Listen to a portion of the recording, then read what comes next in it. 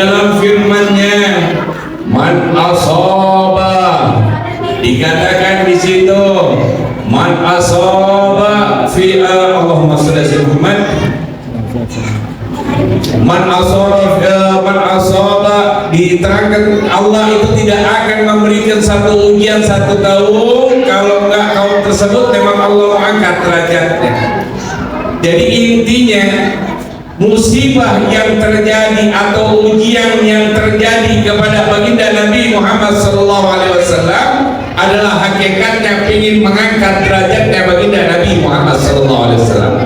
Yang pertama, ujian yang pertama, dicabutnya ruh sosok orang yang dicintainya. Siapa sosok yang dicintainya? Adalah istri tercintanya, yakni Siti Khadijah radhiyallahu anha. Beliau dicabut ruhnya oleh Allah, padahal beliau adalah sosok yang amat sangat luar biasa membantu perjuangan baginda Nabi Muhammad SAW. Siti Khadijah ini istri yang amat sangat luar biasa. Ketika beliau menjadi istrinya baginda Nabi, beliau ini sebelum menjadi istrinya baginda Nabi, beliau adalah seorang jutawan, orang yang paling kaya di kota Mekah. Bahkan dikatakan 2/3 kekayaan di kota Mekah adalah miliknya Siti Khadijah. Tapi maaf, ketika ikut membantu perjuangan baginda Nabi, ini luar biasa, semua harta bendanya beliau keluarkan untuk membantu perjuangan baginda Nabi. Habib mau tanya nih, kalau biasanya ya, biasanya kalau mengadain acara maulid begini biasanya diajak untuk ikut berpartisipasi, biasanya diajakin untuk bisa bantu aja. Habib nanya, di ini nggak dimintain nggak untuk acara seperti ini, orang kampung sini dimintain, ridho nggak, ikhlas nggak, mengumpul nggak, antara baik dimintain lagi baik, dimintain lagi baik, ada begitu? Ada. Pada mau beruntuk ngasihnya nggak seberapa, diomonginya mah setahun. Mau ngasihnya mah cuma 10.000, 50.000, tapi ngomongnya mah setahun. Kagak berhenti ngomongnya. Tapi maaf, kadang kita ngeluarin yang nggak ada pahalanya, itu kita nggak pernah pikirkan. Contoh, beli kota, kalau habis beli kota lagi, beli kota lagi, tapi nggak pernah menyesal tuh. Betul? Makanya kalau acara begini nggak nyumbang dulu. Kenapa? Karena di sini ada ilmu yang bisa diambil, diserap. Kalau ilmu tersebut dipahami dan diamalkan, berapapun nyumbangnya itu akan terus menjadi pahala jadinya. Luar biasa tadi, ramalan luar biasa dengan kacamatanya, MC yang luar biasa. Habib tanya tadi, beliau ini sudah nikah apa belum? Kayaknya udah pantas banget megang mic dengan kacamatanya. Masya Allah, ternyata setiap tahun Habib jumpa sama beliau sampai saat ini, ternyata statusnya masih memuja. Doain biar cepat dapat jodoh. Jadi yang pertama, ada sosok wanita yang hebat, yang mana yang sangat dicintai oleh baginda Nabi, tapi Allah cabut. Siti Khadijah ini luar biasa loh, Bang, Ibu. Ini luar biasa sayangnya sama suami, luar biasa. Apa kesayangan salah satu perjuangan beliau? Ketika baginda Nabi lagi khalwat di Jabal Nur, persisnya ketika baginda Nabi akan mendapatkan wahyu yang pertama di Gua Hira, itu luar biasa. Ini Siti Khadijah yang mengantarkan makanan kurang lebih dari rumah beliau 4 km, dan perjalanan ke atasnya kurang lebih 1,5 jam naik ke atas gunung tersebut. Beliau nggak pernah mengeluh. Ini luar biasa. Bu, masih senang melayani suami kan? Masih senang? Ibu-ibu mah hebat. Makanya ibu-ibu ini luar biasa. di mana momen kalau ibu-ibu yang sudah terlibat pasti beres, pasti rapi, karena ibu-ibu sudah terbiasa dengan urusan-urusan yang ruwet. Contoh, bu, ibu ngurusin anak 5 sanggup, ngurusin anak 10 sanggup. Tuh hebatnya seorang ibu-ibu. Coba bapak-bapak, ibu-ibunya lagi ada acara keluarga, ada lagi mama nemenin orang tuanya mungkin sakit, suruh ngurusin anak 5, ruwet, ribet, pusing, yang satu ngencing, yang satu berantem, yang satu Allahumma mecahin gelas lah, mecahin piring lah. Tuh coba luar biasanya tuh seorang ibu. Makanya hargai seorang ibu, hargai seorang istri, bener nggak bu? Iya, jangan pernah disakiti. Istri itu harusnya disayangi, bukan disakiti. Betul nggak bu? Cara nyenengin ibu-ibu. Yang berikutnya apa Habib? Siapa Habib? Yang dicintai oleh baginda Nabi adalah pamannya. Siapa paman baginda Nabi? Abu Thalib apa Abdul Muthalib? Abu Thalib. Paman yang berjuang membantu baginda Nabi dari serangan-serangan kafir Quraisy.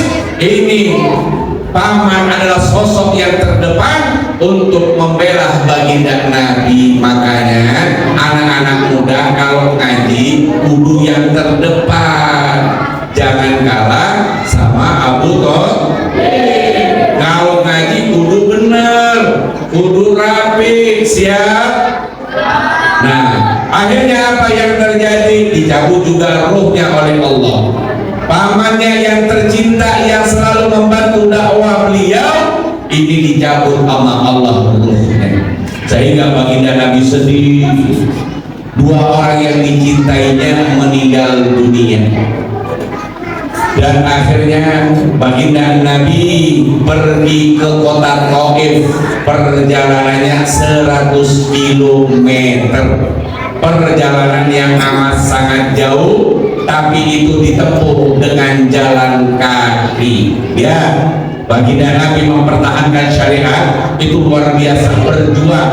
Jangan sampai Islam ini hancur, jangan sampai Islam ini pudar, tapi dipertahankan oleh baginda Nabi. Baginda Nabi pergi ke kota Taif, 100 km perjalanan kaki. Nyampe di situ, baginda Nabi tidak disambut dengan tolak, tidak. Tapi baginda Nabi disambut oleh masyarakat Taif, itu disambut dengan lemparan batu. Dilempar batu baginda Nabi. Ya Allah, apa kata baginda Nabi? Sedih luar biasa, sampai malaikat Jibril diutus oleh Allah untuk datang ke malaikat Jabal, malaikat yang penunggunya gunung di kota Taif, dan disuruh kepada baginda Nabi datangi untuk apapun yang baginda Nabi minta, suruh dikabulkan atas perintah Allah. Akhirnya malaikat Jabal ini datang. Habis sengaja ceramahnya buat sejarah dulu, kalau buat bercandaan nanti ya biar ilmunya dulu masuk, karena banyak kan ceramah bercanda mulu isinya, akhirnya tuh pulang generasi muda begini nggak tahu sejarah. Nah, ketika akhirnya apa yang terjadi saudara? Ketika malaikat Jabal, malaikat penunggu gunung datang kepada Rasulullah, ya Rasul, engkau disiksa, engkau dilemparin batu sama masyarakat Taif sampai engkau kakimu berdarah. Seandainya kaki darah tersebut menetes ke muka bumi, maka Allah akan lipatkan masyarakat Taif tersebut. Luar biasa. Akhirnya kata baginda Nabi, jangan. Ketika malaikat Jabal nanya, ya Rasul, apakah aku akan hantarkan ini gunung-gunung untuk ngancurin masyarakat Taif yang menganiaya dirimu? Apa aku lipetin aja, aku langsung angkat di gunung untuk membantai semua masyarakat Taif? Kalau seandainya Seandainya sosok Agin nih ditanya, didatangi nama malaikat, ada yang ngeselin sama kita, ada yang ngeselin sama kita, ini gimana nih Gin? Kira-kira nih yang ngeselin sama ente kita lemparin gunung apa gimana nih? Gunung salah kita limpah beda, bagaimana? Udah langsung beda, gaskan beda, kagak usah tangan beda, ngeselin banget dah. Memang bikin fitnah beda. Nah, itu kalau tapi Nabi enggak. Nabi doa luar biasa. Apa kata baginda Nabi di dalam doanya? Allahumma hdi qaumi, ya Allah berikan hidayah kepada kaumku, berikan hidayah kepada kaumku, fa innahum la ya'lamun, karena mereka sesungguhnya belum tahu tentang agama Islam, indahnya agama Islam, keselamatannya agama Islam. Ini sosok yang luar biasa, Nabi yang jadi panutan. Sekarang kita maaf dikit lagi, kita mau acara hajatan nasional, saling hujat menghujat, ada begitu? Ada. Tiba-tiba gak pernah ngaji, tiba-tiba acara datang, ada begitu? Ada. Benar gak? Padahal maaf kata ibu bapak, Habib ingetin yang sudah punya hak suara, tanya sama guru-guru kampung, jangan cuekin guru-guru kampung kita, tanya, karena antum butuh sama mereka. Jangan pas giliran mau nikahin anak, mau selamatan anak, atau kematian doang yang tidak terkait ulama. Jangan urusan yang begini itu tanya sama ulama. Habib nggak bisa dicampur, Habib. Urusan politik sama agama nggak bisa dicampur, Habib. Agama ya agama, politik ya politik. Kata siapa? Pak Ul? Betul? Karena agama ini ngajarin cara berpolitik, cara masuk kamar mandi aja ada caranya, keluar dari kamar mandi ada caranya, mau tidur ada caranya, bangun tidur ada caranya, mau keluar dari rumah ada caranya, masuk ke rumah ada caranya. Bukan gak ada cara. Ini kadang diputar balik, betul? Makanya pesan Habib, siapapun yang Anda pilih silahkan. Anda mau agung-agungkan pilihan Anda silahkan. Cuman jangan caci maki yang lain, jangan fitnah yang lain, betul? Insya Allah kita di 2024 akan mendapatkan pemimpin yang soleh maupun bertakwa. Aminnya cuma 10 orang di sini nih. Jangan-jangan mudah-mudahan diberikan pemimpin yang soleh dan bertakwa. Luar biasa, insyaallah, amin ya robbal. Singkat cerita, ketika saat itu kalau kita bahas di surat Al-Isra ayat 1 itu luar biasa. Nabi tadi tidak minta dihukum umat Taif. Akhirnya baginda Nabi didatangi malaikat Jibril, dibelah dadanya, dibersihkan, diberikan nur hikmah, dibersihkan dengan diberikan cahaya hikmah, dan dibersihkan hatinya baginda Nabi dengan nur iman. Akhirnya baginda Nabi diizinkan oleh Allah untuk mi'raj. Kalau mi'raj itu perjalanan dari Masjidil Haram ke Masjidil, dari Masjidil.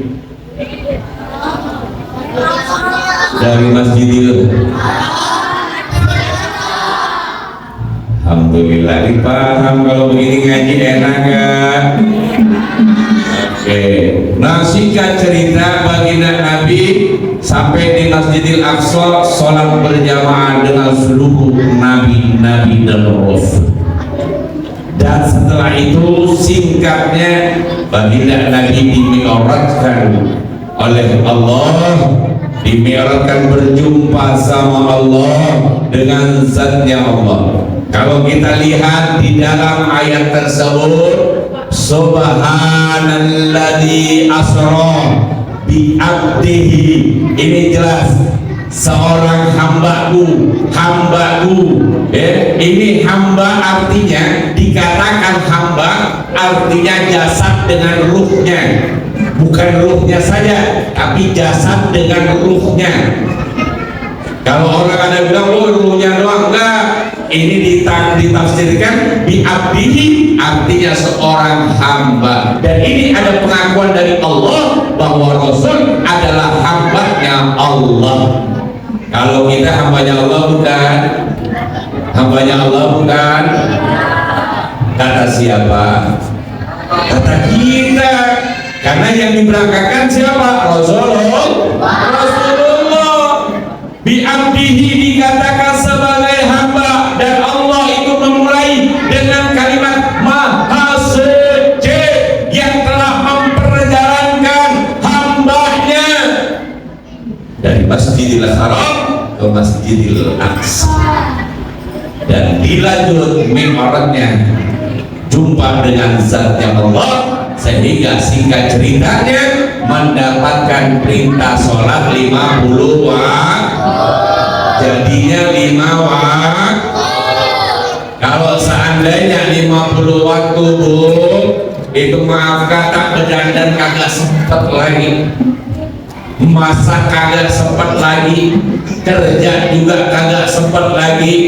Tapi luar biasa, Allah Maha Tahu, akhirnya dikasih sholat 5 waktu.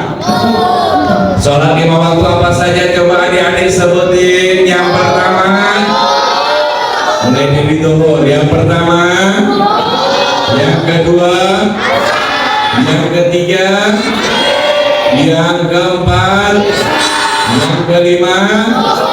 Sholat 5 waktu. Sholatnya 5 waktunya apa bolong-bolong?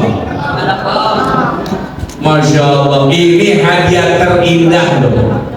Hadiah terindah yang Allah berikan kepada baginda Nabi dan umatnya. Jadi sholat ini adalah satu hal yang amat sangat luar biasa. Mendapatkan perintahnya itu Nabi diperjumpakan dengan zatnya Allah, dan itu diperintahkan untuk Nabi dan juga untuk umatnya.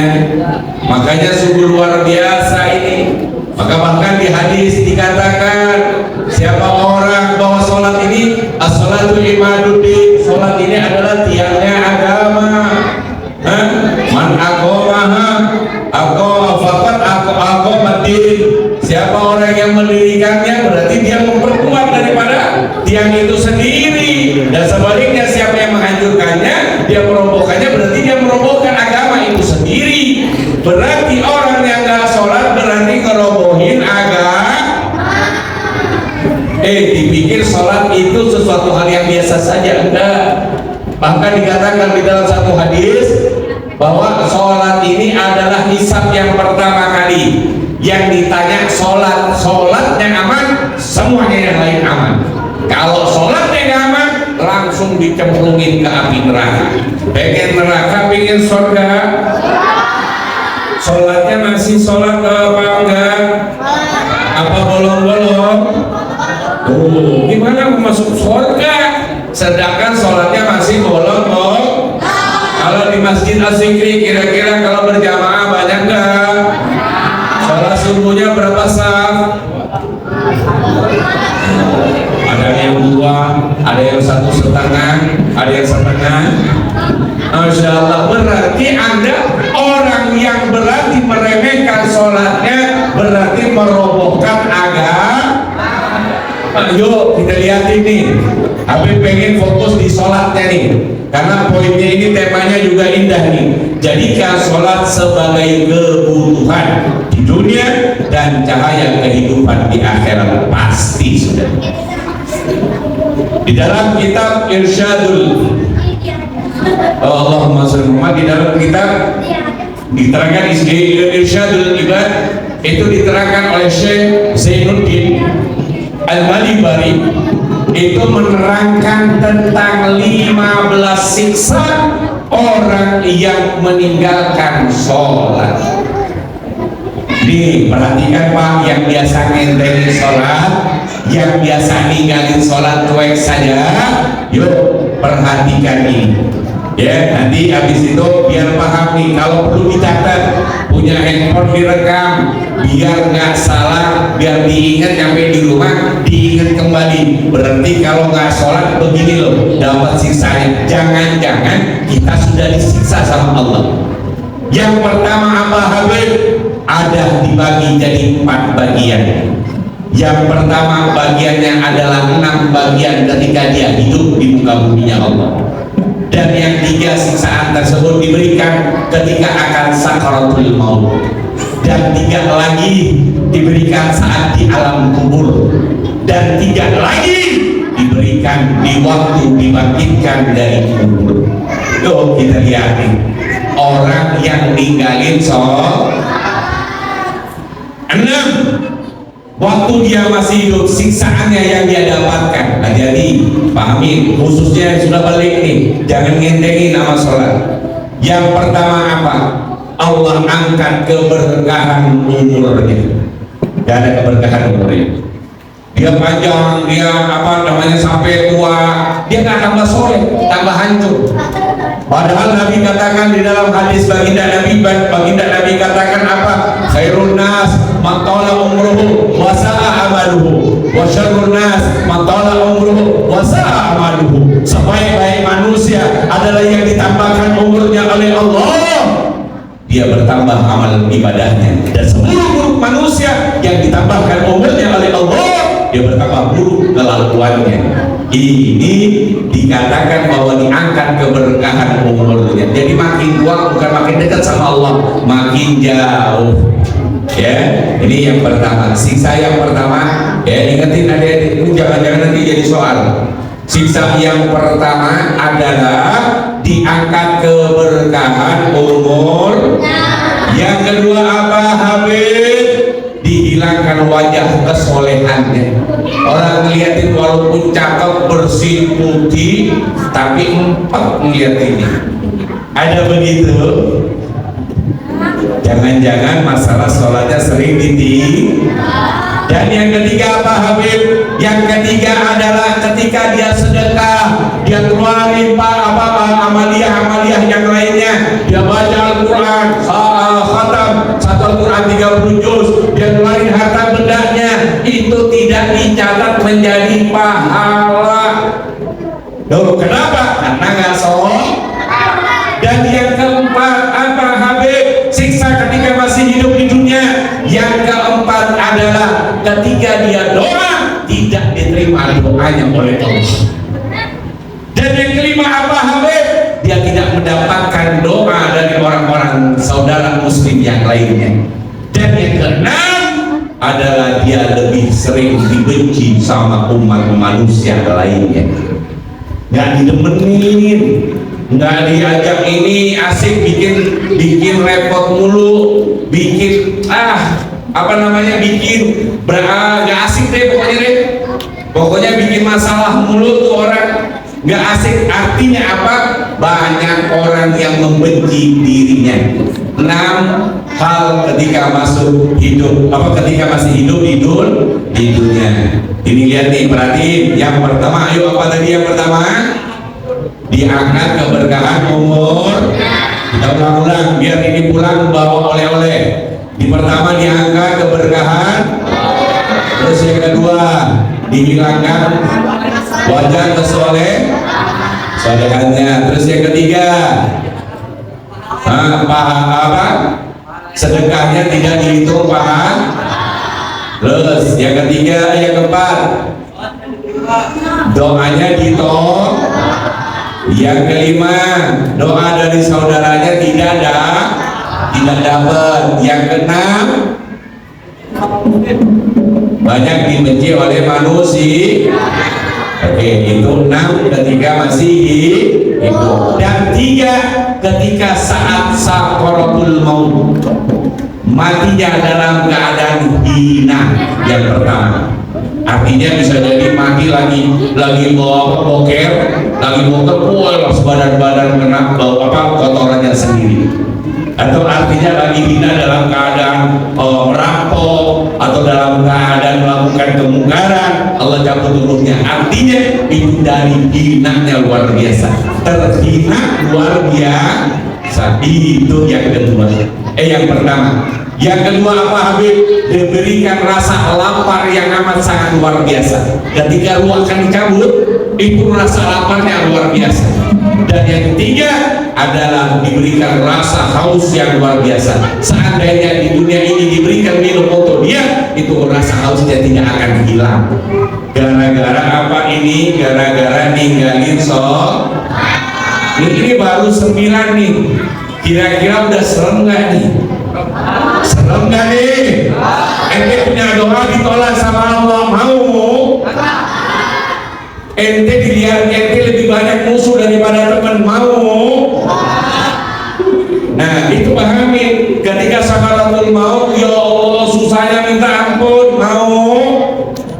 Oh itu baru 9 yang habis sampaikan. Terus lanjut. Ketika saat di dalam kubur orang yang meninggalkan sholat, maka saat itu dihempit tulang-tulang rusuknya hancur berantakan, dihempit bumi nggak sudi, dihempit sama muka bumi. Bahkan yang kedua adalah siksa di alam kubur adalah dihidupkan bara api oleh Allah sampai hari kiamat. Itu baru 2 tuh di alam kubur, udah serem luar biasa. Masuk dalam kubur udah gak ada yang nemenin, habis itu disiksa lagi gara-gara ninggalin sholat. Yang ketiga apa Habib? Di alam kubur Allah kasih teman, tapi temennya yang bikin penyakit nyiksain kita mulu. Jadi dikirim ular yang sangat gede, namanya ular Asujat Al-Ajrah. Nah ini ular ini sangat gede dan ular ini akan menyiksanya ila yaumil qiyamah. Ular yang memang diciptakan oleh Allah untuk nemenin dan nyiksain orang yang tidak sholat sampai hari kiamat. Na'udzubillahi min. Timbul pertanyaan sebelum diangkat ke alam kubur, sebelum diangkat dari kubur nih, timbul pertanyaan, Habib saya menyesal Habib, selama ini saya meninggalkan sholat Habib, saya nyesel Habib, saya pengen berubah Habib. Yuk ingetin, kapan waktu kita sudah balik? Balik adalah kewajiban kita melaksanakan perintahnya Allah, punya kewajiban perintah Allah, yakni mulai dari situ kita hidup. Kita hidup, kita kodok, dikodok sholat kita. Lu kok bisa Beb? Ya bisa. Umur katakan baliknya umur 15 tahun. Berarti dari umur 15 tahun sekarang umurnya berapa? Umurnya sekarang katakan 30 tahun. Oh berarti mengkodok 15 tahun.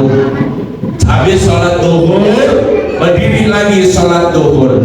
Berdiri niatnya kodok, bukan adaan. Kalau pas waktunya bilangnya adaan.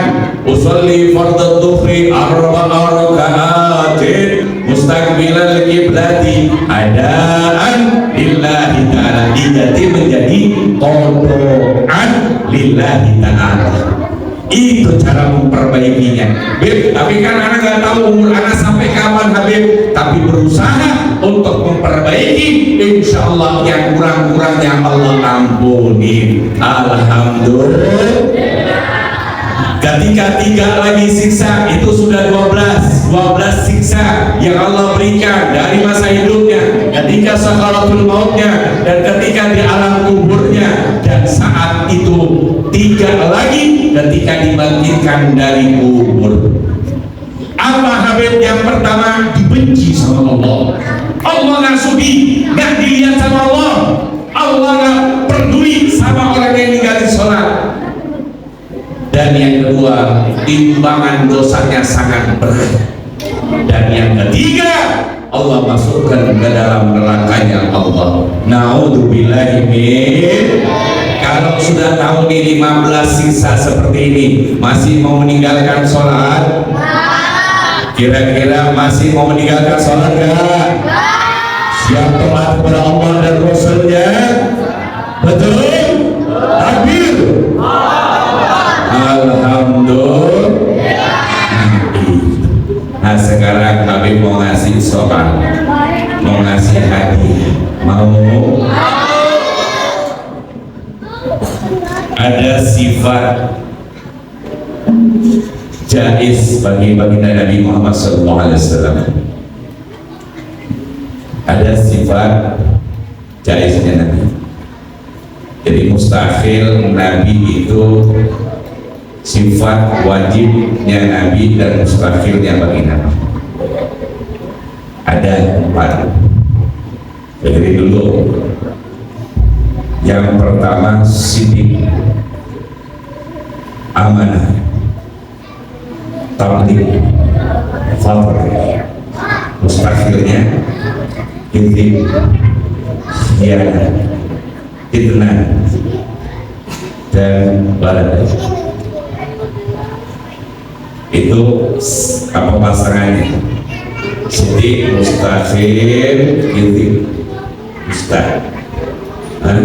Terpercaya, mustahil, pembohong. Ya. Amanah, mustahil, khianat. Mustahil khianat. Terus apa namanya, tabligh, mustahil khidmat, mustahil tidak menyampaikan apa yang dirisalkan, apa yang diperintahkan oleh Allah. Dan yang keempat adalah fadl, cerdas, mustahil bodoh, balada. Pertanyaannya Habib, siapa yang bisa niat sholat duhur sampai sholat subuh? Pertanyaannya, niatnya doang, Habib mau ngasih hadiah atau adik-adik dulu? Ntar ibu-ibu habis ini dikasih juga. Mau ibu? Gak apa-apa ya, pokoknya mau berkonten, mau ibu, mau masih belum ibu-ibu, ayo silakan. Ayo yang ada ini dulu. Katanya biasa sholat. Kasih mic-nya siap ini. Ayo siap saya maju. Kasih di sini, dari sini. Ya, ambil mic-nya. Oke, siap. Dengerin ya. Bapak-bapaknya habis ini dites juga sama Habib. Tes sholat jenazah. Ya, yuk, siap. Namanya siapa? Muhammad Galib Haidar. Panggilannya? Galib. Galib. Oke, Galib coba niat sholat duhur sampai sholat subuh. Bismillahirrahmanirrahim. Sholli fardu zuhri raka'atin mustaqbilan qillati adaan ma'muman lillahi ta'ala. Alhamdulillah berarti sering bermakmum ya. Nah, terus doa asar. Sholli fardu asri raka'atin mustaqbilan qillati adaan ma'muman lillahi ta'ala. Maghrib. Sholli fardu maghribi salasa raka'atin mustaqbilal qiblati adaan lillahi ta'ala. Ya, Isya. Sholli fardu isya'i arba'a raka'atin mustaqbilal qiblati adaan lillahi ta'ala. Maghrib.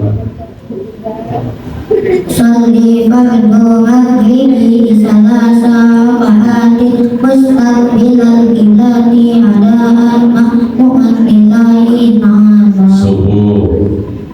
Sholli fardu subhi raka'ataini mustaqbilal qiblati adaan ma'muman lillahi ta'ala. Alhamdulillah. Boleh dikasih hadiah? Ibu boleh ibu dikasih hadiah, ada mamanya datang?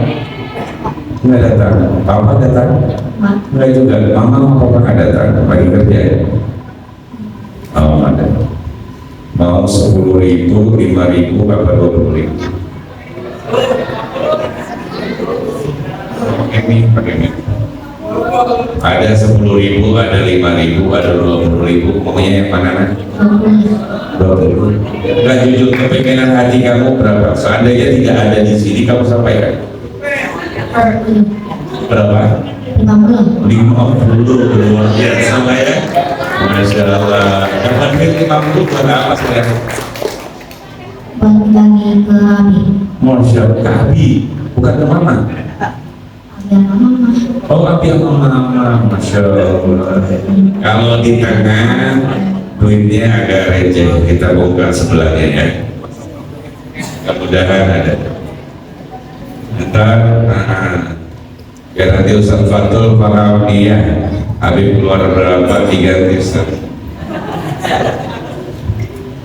Fatul mampu itu diam-diam ya. Kalau sini ada nih. Alhamdulillah. Ya silakan. Jadi silakan. Ayo Habib mau nanya lagi. Habib mau nanya lagi, siapa yang bisa baca doa kunut? Yang lagi boleh, yang lagi dulu boleh. Ini lo sedang loh Pak, ini jarang dipraktekin. Lihat siap saya sini, luar biasa. Nanti guru-guru kita yang ini ya, Habib cuma nanya nanti benar nggak guru? Oh benar, kalau salah berarti bayar 100.000. Oke, silakan. Oke, namanya siapa? Muhammad Fikri Ramadan. Panggilannya? Fikri. Anjay. Oh, begitu orang kenalin nama Anjay. Luar biasa, masa. Ya, silakan baca doa kunut. Mahdini fiman hadai wa afini fiman hadai wa afini kelewat dari ulang. Allahumma hdini fiman hadai wa afini fiman hadai.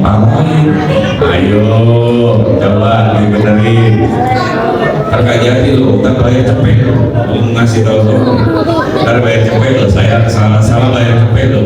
Atau bisa ini manggilin temen ente satu yang bisa bantu, nanti biar bagi dua. Tak bantuin tak. Ayo siapa yang bisa bantuin? Ada temannya mau bantuin, nanti bagi dua kalau dapat. Ada ya. Kalau nggak ada bantuin berarti bayar lo. Habibi, cepetan.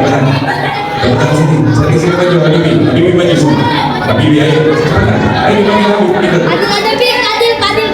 Ayo Fadil, mana Fadil? Ayo Fadil, jangan salam ya. Ayo Habib mau nanya, siapa yang mau bantuin? Ada? Kalau nggak ada berarti gugur. Habib dipanggil ke sebelah. Ayo, ada? Atau bapak-bapak aja mau jawab? Ayo, siapa?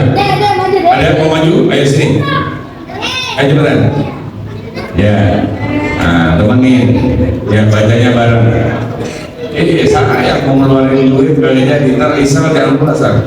Nih ada bos sebelah nih. Luar biasa. Bos sebelah datang juga ternyata. Masya Allah. Ayo silakan. Yuk baca bareng-bareng. Mahdini fiman hadai wa afini fiman hadai wa qini wa tawallani fiman tawallai wa qini. Ulang biar bisa berdiri. Ayo. Gak apa-apa Pak, nggak jangan takut salah ya. Mahdini fiman hadai wa afini fiman hadai wa tawallani fiman tawallai wa barik li fiman a'tai wa qini bi rahmatika syarra ma qadai fa innaka taqdi wa la yuqda alai wa innahu la yazillu man